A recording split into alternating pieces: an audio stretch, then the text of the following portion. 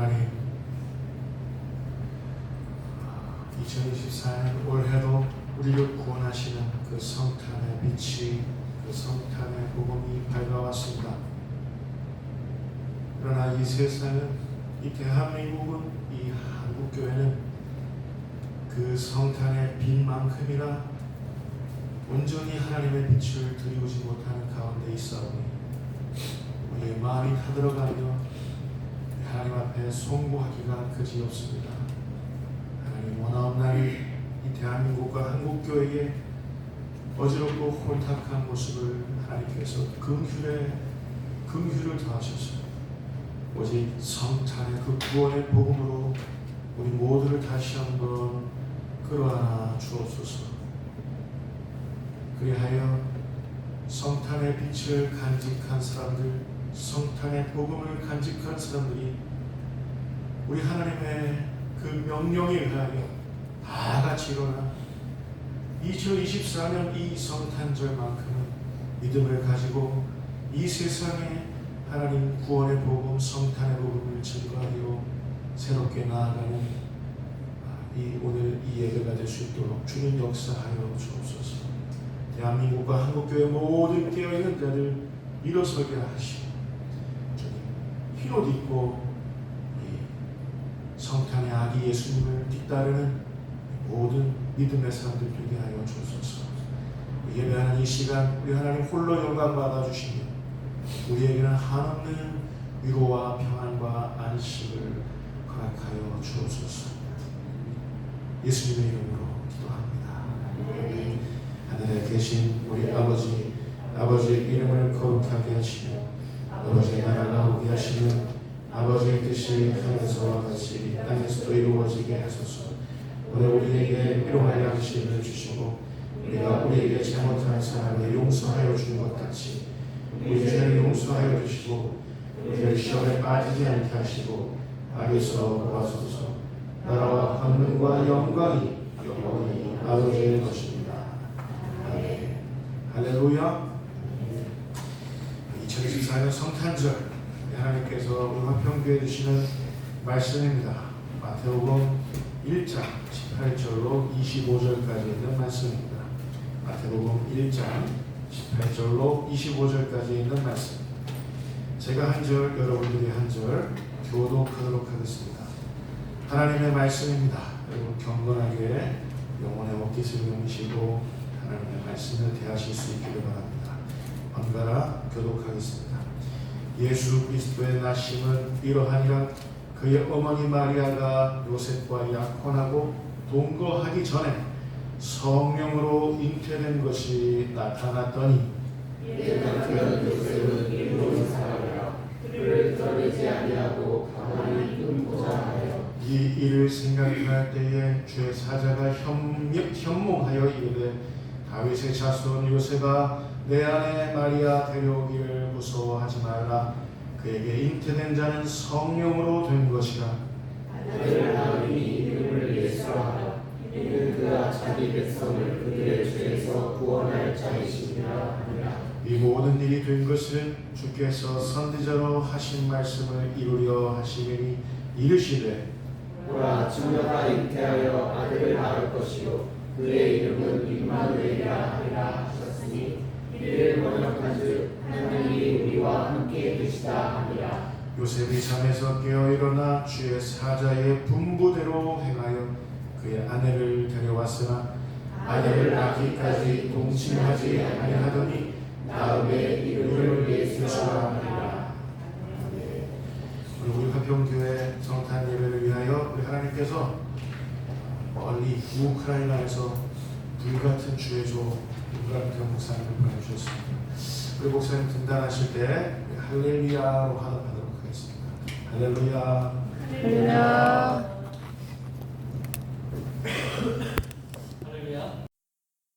네, 이 성탄의 아침에 하나님께서 저희들에게 은혜 주시기를 원합니다. 우리 아까 박 목사님이 찬양 인도하시면서 기타 실력이 별로라고 하셨는데 목소리는 변함이 없는 것 같습니다. 앉아 있으면 네, 박 목사님 보면서 하나도 부러운 게 없는데 네, 목소리는 정말 가지고 싶은 목소리, 네, 정말 은혜로운 목소리인 것 같아요. 제가 유튜브에서도 한국에 와서 종종 우리 찬양 인도자 찬양을 굉장히 많이 듣는데 우리 박영재 목사님 같은 목소리를 만나기는 쉽지 않은 것 같습니다. 그래서 앉아 있으면서 목소리로 은혜를 받았습니다. 혹시 여러분 곰돌이 푸 아세요? 네. 만화 많이 했었죠. 저희 아이들 어렸을 때도 많이 만화 봤는데 제가 푸랑 피글렛은 기억하는 것 같아요. 나머지 잘 모르겠고. 근데 거기 만화에 보면 이런 내용이 나와요. 그 곰돌이 푸가 아침에 일어나면 피글렛에게 가서 막 물어봐요. 오늘은 무슨 날이야? 라고 물어봐요. 그럼 피글렛이 대답하기도 전에 곰돌이 푸가 오늘은 좋은 날이야 라고 자기가 스스로 대답을 해요. 그러니까 이 푸의 루틴이에요, 루틴. 자, 오늘은 푸가 말하는 좋은 날이 아니고 아마 세상에서 가장 좋은 날이 바로 오늘입니다. 왜냐하면 오늘이 성탄절, 우리 예수님께서 오신 날이기 때문에 그렇습니다. 우리 옆에 있는 분이랑 이렇게 인사했으면 좋겠습니다. 오늘은 가장 좋은 날이야. 오늘은 가장 좋은 날이야. 네, 오늘이 여러분의 가장 좋은 날이 되는 줄로 믿습니다. 지난 12월인가요? 12월 초인가 11월 말인가요? 우리 한강이라는 작가가 노벨 문학상을 받았죠. 사실 저는 그 전에 다른 분들이 먼저 받을 줄 알았어요, 사실은. 굉장히 뛰어난 작가들이 많았는데, 저분이 왜 받았나라고 생각을 했었거든요. 제가 그분 책을 읽어본 적이 없었어요. 근데 그분이 이제 수상한다고 이제 이야기가 딱 결정이 되었을 때 어떤 분이 저에게 이제 책을 몇 권 보내주셔서 이제 노벨 문학상을 받게 된 그 책, 소년이 온다라는 책을 읽어봤습니다. 그리고 또 나머지 한두 권도 더 읽어봤는데, 필체가 조금 다른 것 같더라고요. 다른 작가들이랑. 그 내용도 그러고. 그리고 그 소년이 온다라는 책을 보면서 개인적으로는 그냥 1980년 그 5월이 막 생각이 나더라고요. 5월 18일. 그러면서 그때가 제가 초등학교 6학년이었어요. 저희 작은 이모가 그때 광주를 다녀오셨거든요. 거기 저희 다섯째 이모도 사시고 외삼촌도 사셔가지고 그러면서 저희 집에 오셔서 저희 어머니랑 이불 속에서 두런두런 광주 얘기했던 이야기들이 막 제게 막 다시 한번 들리는 것 같더라고요. 그래서 어떤 분들은 그것이 사실이 아니라고 이야기하시던데 사실이라고 저는 생각하고요. 왜냐하면 제가 그렇게 저희 이모한테 전해 들었기 때문에. 그래서 그분이 그 이야기를 가지고 노벨 문학상을 받는구나라고 생각했고, 대한민국으로서는 뭐 굉장히 경사스러운 날이다 생각했습니다. 그리고 또 하나 이제 그분이 수상식에 가서 이런 이야기 했죠. 굉장히 계속 화제되고 있던데, 과거가 현재를 도울 수 있을까? 그분이 고민했던 문제라고 하죠. 그 다음에 죽은 자가 살아있는 자를 구할 수 있을까? 굉장히 오랫동안 고민했다고 하던데, 이번 12월 3일 계엄령을 하면서 이분이 그 답을 얻었다고 얘기하더라고요. 그런데 저는 가만히 생각해 보면 이런 뭐 정치적인 이야기와 관계없이 이분이 한 고민이 굉장히 복음적이다 이제 개인적으로 생각을 좀 했어요. 설교를 준비하면서. 왜냐하면 예수님께서는 2000년 전에 이 땅에 오셨죠. 그리고 십자가에 달려 죽으셨죠. 그런데 여전히 그 예수님께서 그 과거에 2000년 전에 그분이 그 과거가 여전히 현재를 돕고 있습니다. 2000년 전에 이미 십자가에서 달려 돌아가신 그분이 여전히 지금도 죽은 자를 살리고 있어요. 그래서 이분이 한 이야기를 들으면서 이게 참 굉장히 복음적인 생각이다, 복음적인 고민이다 이런 생각을 좀 해봤습니다. 창세기 1장 1절에 태초에 하나님께서 천지를 창조하셨다고 하는 말씀이 딱 기록되어 있습니다. 그러니까 천지가 시작되었다고 하는 그 내용이 창세기 1장 1절에 기록되어 있으면서 요한계시록 22장까지 쭉 가면서 완성되지 않은 그 이야기가 성경에 기록되어 있습니다. 그리고 나중에 예수님께서 이 땅에 재림하시겠다고 하는 새 예루살렘이 세워지겠다고 하는 말씀을 하시죠. 우리가 살고 있는 이 세상은 인류는 시작점이 있다는 거예요. 진화론에서 얘기하는 그 시작점 말고 저희 예수 믿는 사람들, 우리 교회 다니는 사람들이 생각하는 창조론에 하나님께서 어느 시점에 세상을 창조하셨다고 하는 그 시작점을 우리들은 믿고 있습니다. 근데 가만히 생각해 보면 그 시작점은 저희만 믿고 있는 게 아니라 우리가 중고등학교 다닐 때 우리가 과학 공부 많이 하잖아요. 이 진화론도 시작점을 이야기하는 거예요. 우리랑 다르지만, 견해가 다르지만. 진화론이든 창조론이든 어떤 시작점이 있다고 우리에게 분명히 이야기하고 있습니다. 그런데 그 인류의 시작점이 시작되고 나서 하나님께서 새로운 시작, 리셋을 하셨어요. 리셋 버튼을 누르신 게 예수님께서 이 땅에 다시 오신 거예요. 새로운 시작이 시작됐어요. 왜 하나님께서는 그렇게 새로운 시작을 하셨을까? 우리가 알고 있는 것처럼 우리들이 에덴 동산에서 우리의 조상인, 영적인 조상이라고 하는 아담과 하와가 범죄함으로 인해서 죄가 세상에 들어오고 하나님과 우리 관계가 단절돼 버렸죠. 그래서 우리는 하나님의 형상을 잃어버린 존재가 됐습니다. 아무리 선지자를 보내고 뭘 보내도 안 되더라고요.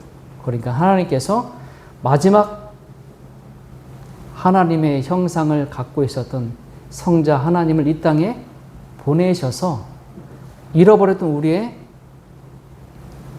창조하셨던 그 영혼, 그 형상을 회복시킬 수 있도록 리셋 버튼을 누르시고, 그리고 예수님께서 아기의 모습으로 이 땅에 오셨습니다. 새로운 시작하실 때 처음에 창세기 1장 1절에 말씀으로 세상을 창조하셨어요.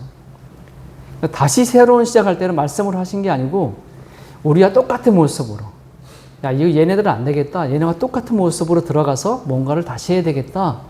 그래서 우리와 똑같은 모습으로 그냥 삐용하고 나타나신 게 아니고 말씀으로 성자 예수님이 딱 생겨나신 게 아니고 우리 인간과 똑같은 과정을 거쳐서 이 땅에 오셨다는 거예요. 그리고 마리아는 그 일을 위해서 선택되어진 사람인 거예요. 그 카톨릭에서 이야기하는 것처럼 마리아는 그렇게 대단한 사람이 아니에요. 마리아가 아니라 그 누구라도 그 역할은 다 할 수 있어요. 근데 그 시대에는 그 혈통과 계통을 따라서 마리아가 그런 사람으로 예수님을 이 땅에 보낼 하나님의 도구로 단순히 선택되어졌다는 것 뿐입니다. 오늘 18절 말씀인데요. 제가 한번 다시 읽겠습니다. 예수 그리스도의 나심은 이러하니라. 그의 어머니 마리아가 요셉과 약혼하고 동거하기 전에 성령으로 잉태된 것이 나타나더니. 요셉의 정혼자였던 마리아에게 성령께서, 우리 사실은 이 말씀은 한 절뿐이 기록되어 있지 않지만 누가복음에 보면 누가복음 1장 26절에서 38절에 보면 아주 자세히 기록되어 있습니다. 우리 이걸 수태고지라고 하는데요. 가브리엘 천사가 나타나서 마리아에게 성령으로 잉태할 것이라고 하는 이야기가 담겨져 있습니다. 수태고지인데 그 천사가 마리아에게 나타났을 때 마리아가 얼마나 당황했을까요? 그리고 말도 안 되는 그런 이야기를 듣습니다. 저 같으면, 저는 굉장히 이성적인 사람이었기 때문에, 과학을 신봉하는 사람이었기 때문에 말도 안 되는 이야기잖아요. 천사가 나타나서 우리 이성을 뛰어넘는 그런 이야기를 하고 있는데, 저 같으면 사탄아 내 뒤로 물러가라 라고 이야기했을지도 모르겠어요. 저거는 하나님이 나에게 주시는 말씀이 아닐 거야. 내 이성적인 판단으로 도저히 이해할 수 없는 거잖아요. 왜냐하면 그 동정녀 탄생이라는 것이 우리 인간의 이성으로 이해할 수 있는 게 아니잖아요. 믿지 못하는 것이 어쩌면 당연한 거예요. 너 왜 못 믿어? 라고 이야기하기 전에 그것을 믿을 수 있는 명확한 과학적인 이성적인 증거는 사실 없는 거예요. 아무리 갖다 붙여도 그것은 우리가 이야기할 수가 없는 부분이죠. 말이 되지 않잖아요. 사실 지금 과학이 굉장히 많이 발달되어 있고 많은 정보가 있어서 누구라도 성인이 되면 아이가 어떻게 태어나는지 어떻게 생기는지 다 알고 있잖아요. 그래서 지금도 이런 여러 가지 이유로 인해서 이 동정녀 탄생에 대한 믿음을 갖지 못하는 사람이 많아요. 성경에 여러 가지 많은 기적들을 내가 웬만한 건 다 믿겠는데 나 동정녀 탄생만은 못 믿겠어. 예수 안 믿는, 세상 밖에 있는 사람들이 안 믿는 거 당연합니다. 당연히 예수님 자체를 안 믿는데 어떻게 동정녀 탄생을 믿겠습니까? 그런데 교회 안에 있는 사람들조차도. 신학자들조차도 이 동정녀 탄생을 부인하는 사람들이 굉장히 많아요. 믿을 수 없다. 이성적으로, 과학적으로 한편으로는 이해도 됩니다. 그런데 가만히 생각해 보면 저와 여러분이 살아가고 있는 이 세상에는 말도 안 되는 일들이 너무 많이 일어나요. 우리가 이성으로 이해할 수 없는 일들이 너무 많이 일어나요. 그러니까 그런 일들에 대해서 사람들의 반응은 믿거나 믿지 않거나, 정말 믿는 사람도 있고요. 허무맹랑한 이야기인데 믿지 않는 사람도 있어요. 이 동정녀 탄생에 대한 부분도 마찬가지입니다. 믿는 사람이 있고 믿지 않는 사람이 있습니다. 그런데 이 동정녀 탄생을 이해하는 것은 믿음의 영역에 속해 있습니다. 믿게 되면, 믿음이 생기면 이게 믿어지는 거예요. 제가 고등학교 다닐 때 지구과학 선생님이 계셨어요. 그 선생님이 뭐 지구과학 하면은 뭐 100만 년 전부터 막 이야기하잖아요. 지구의 역사를 쭉 이야기하잖아요. 굉장히 과학적인 지식이니까 뭐 시험도 나와야 되니까 뭐 열심히 가르치시는데 어느 날인데 그 어떤 부분에 대해서 막 가르치시더니 그분이 이런 얘기를 하는 거예요. 내가 이 책에 나오는 거니까 내가 너희들에게 가르치는 건데 시험에도 나오니까 너희들이 알아야 되는데 나는 창조론을 믿어 라고 얘기를 하시는 거예요. 수업 시간에. 하나님이 태초에 천지를 창조하셨어 라고 이제 난 그거를 믿어 라고 얘기를 하시더라고요. 그 제가 어떻게 반응했겠습니까? 저는 그 당시에는 교회를 안 다녔어요. 믿는 사람이 아니었어요. 반응 뻔하잖아요. 아, 미쳤나 우리 선생님이? 말도 안 되잖아요. 제가 선생님 그 말이 안 되는 이야기 어떻게 이게 그걸 말이 되는 이야기를 하시라고. 그 선생님이 그렇게 얘기하시는 거야. 너희들은 이해하지 못하는 거라고. 그럼 나는 신앙이 있기 때문에 나는 창조론을 나는 믿는다고. 하나님이 천지를 말씀을 창조하신 걸 나는 믿는다라고 말씀하셨어요. 그런데 시간이 흘러서 제가 신앙의 길로 들어서게 되고 믿음이 생기니까 선생님이 말씀하셨던 하나님이 태초에 천지를 창조하셨다는 것이 믿어지는 거예요. 창조론이. 그리고 시간이 지나니까 오늘 본문에 나오는 것처럼 누가복음에 말씀하고 있는 것처럼 이 동정녀 탄생이 믿어지는 거예요. 제 안에 믿음이 들어가니까. 그러니까 성경에 나오는 이런 모든 기적들은 그 이성의 영역에 있는 게 아니고 우리 믿음의 영역 안에 있는 거예요. 내가 믿을 때 믿어지는 거예요. 하나님이 천지를 창조했다는 것이 믿어지고 예수님께서 동정녀 탄생으로 이 땅에 오셨다는 것. 사람의 힘이 아니고 성령에 의해서 잉태돼서 이 땅에 오셨다는 게 믿어지는 거예요. 마리아의 믿음과 순종, 이것이 복음의 시작입니다. 지금도 마찬가지입니다. 지금도요, 복음의 시작은 다른 어떤 것을 기초하는 것이 아니고 믿음과 순종에 기초합니다. 한 개인에게도 그 복음의 시작은 믿음과 순종입니다. 아무리 이성으로 내가 생각해서 이해해 보려고 해도 절대 이해할 수가 없습니다. 여러분에게도, 여기에 앉아 계시는 여러분에게도 이런 믿음이 생길 수 있기를, 이런 믿음으로 여러분 각자만의 복음이 시작될 수 있기를 주의 이름으로 기원을 합니다. 19절 말씀입니다. 그의 남편 요셉은 의로운 사람이라 그를 드러내지 아니하고 가만히 끊고자 하여. 요셉은 의로운 사람입니다. 바른 생활의 사나이. 처음에 정혼자 마리아가 임신했다는 그 소식을 들었을 때 아마 받아들이기 굉장히 어려웠을 거예요. 너무도 반듯한 사람이기 때문에, 너무도 정직한 사나이였기 때문에 이 정혼자 마리아의 그 이야기를 들었을 때 아마 잠도 잘 오지 않았을 거예요. 뒤척뒤척. 아니, 임신이라니. 외도한 거 아니야? 다른 남자가 생긴 거 아니야? 아무리 마리아가 얘기한 거 들었어도 가브리엘 천사가 얘기했다는데 성령이 아니야. 이런 일 어떻게 일어날 수 있어? 고민이 얼마나 많았을까요? 내가 뭘 잘못했지? 파혼할까? 아니면 그냥 유지하고 내가 살까? 세상 사람이었으면 술병이 잔뜩 쌓여 있을 거고 담배 공기가 수두룩했을 거예요. 얼마나 고민되는 상황이에요. 그런데 요셉의 선택은 파혼이 아니라 낙태였습니다. 가만히 끊고자 했다고 그랬잖아요. 낙태였다는 거죠.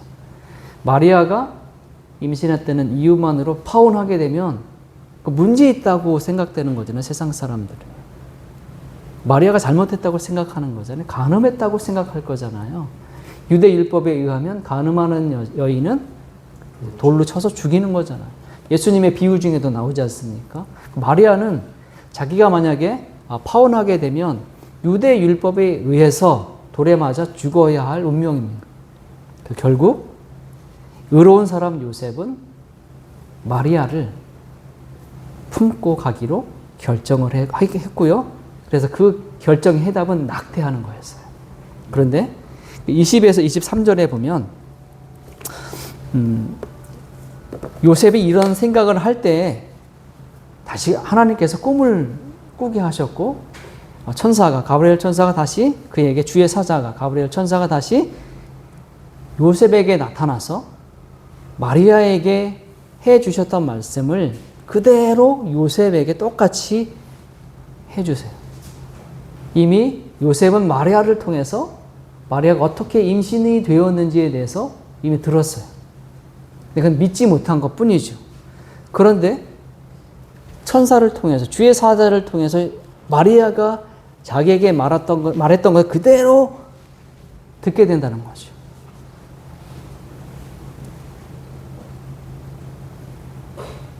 그리고 그제서야 그 말씀이 믿어지기 시작합니다. 마리아가 나한테 얘기했던 것이 사실인가 보구나. 하나님께서 주의 사자를 통해서 마리아에게 그리고 나에게 말씀하셨구나라고 요셉이 비로소 꿈을 통해서 마리아에 주셨던 그 아이가 하나님께서 주신 아이라는 사실을 하나님의 방법으로 잉태된 아이라는 사실을 비로소 믿게 되는 거예요. 그리고 또 하나, 이 꿈에서 하나님께서 요셉에게 그 아기의 이름을 지어주죠. 예수라고 하는 그 이름을 지어줬다는 거죠. 자, 이름을 지어준다는 것은 지금 같으면 장명소에서 짓고 할아버지도 짓고 아무나 짓지만 유대인 전통에 의하면 그 아버지가 갖고 있는 고유한 권한이에요. 자기 아이에게 이름을 지어주는 거.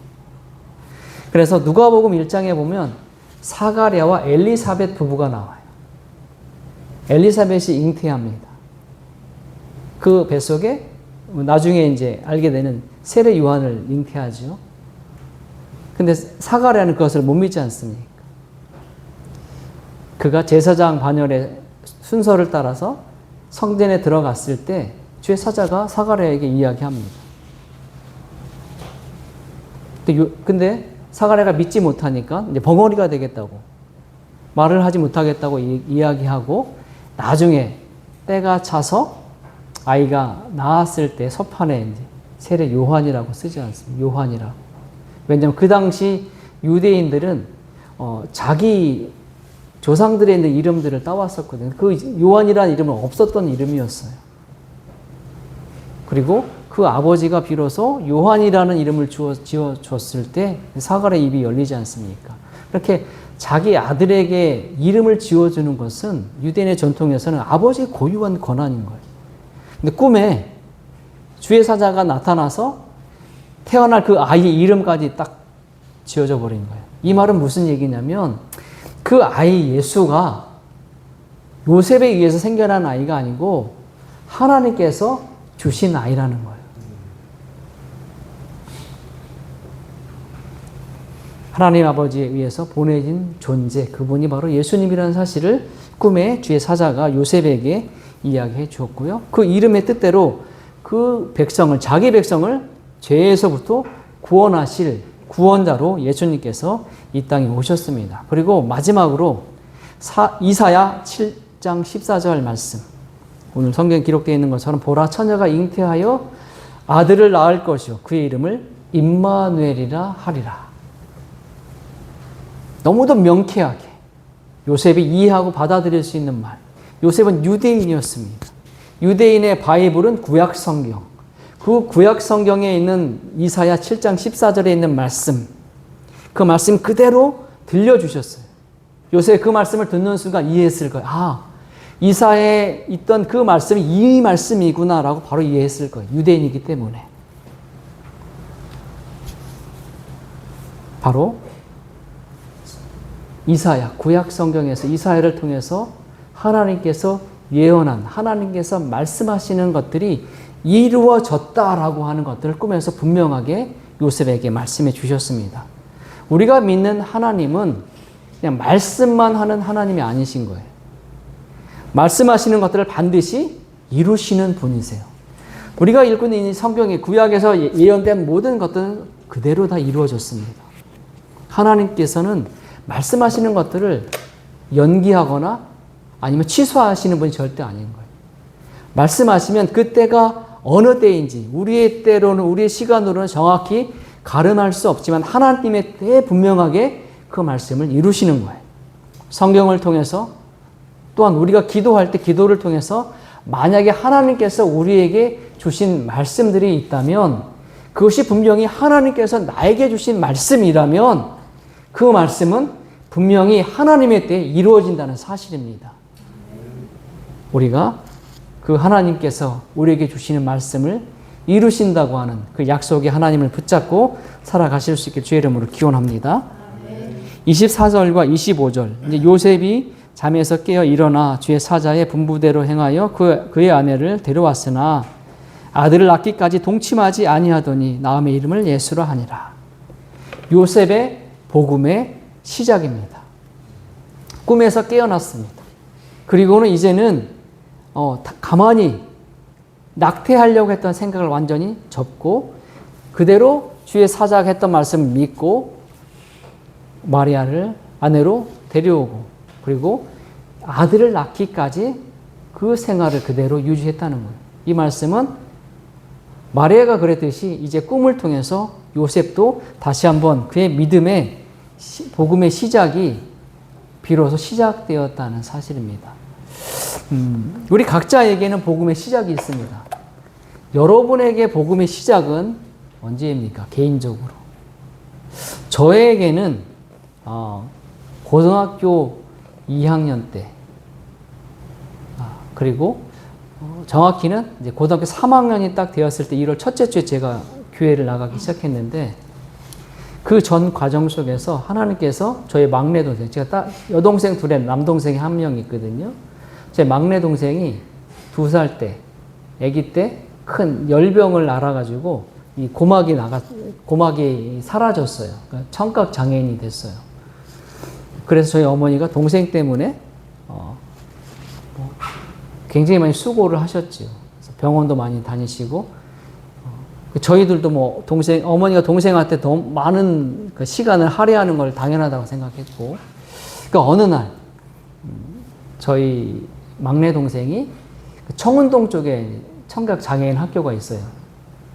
근데 거기를 다니다가 그 학교 다니는 어떤 부모에게 이런 얘기를 들었다는 거예요.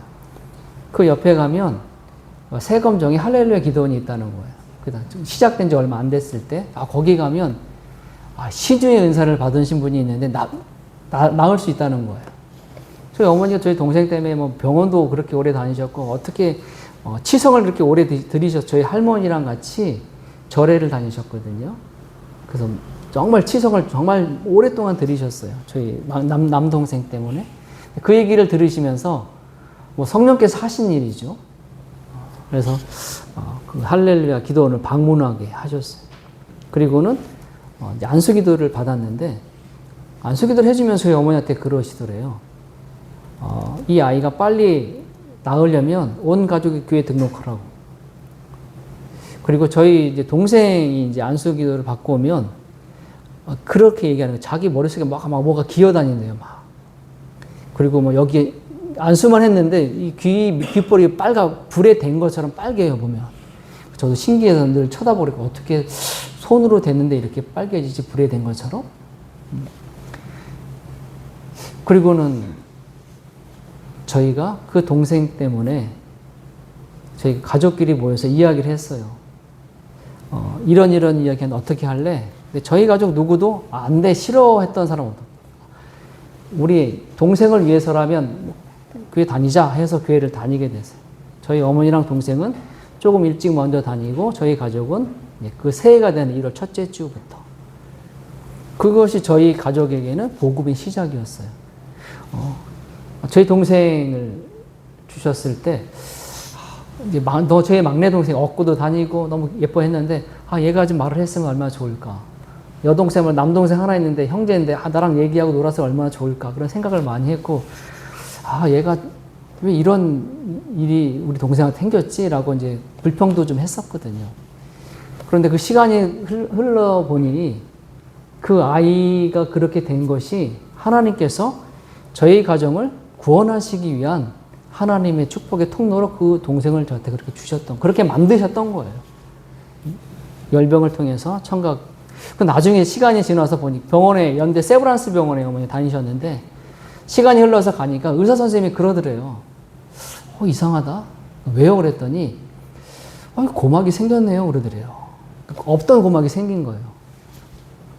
그러니까 저희는 그 동생이 치료받는 과정을 봤으니까 얼마나 하나님 하신 일인 거를 기억하겠습니까? 그리고는 저희도 믿음이 생기고 지금까지 이르렀다는 거지요. 우리 각자에게는 복음의 시작이 있습니다.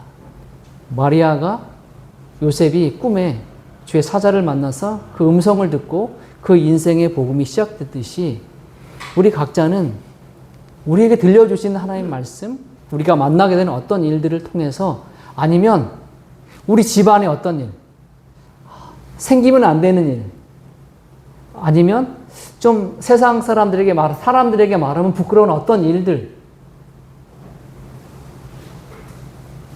그런 일들을 통해서, 그런 사건들을 통해서 하나님은 그 가정, 그 개인들을 하나님의 백성으로 만들려는 그런 계획을 하나님은 가지고 있다는 사실입니다.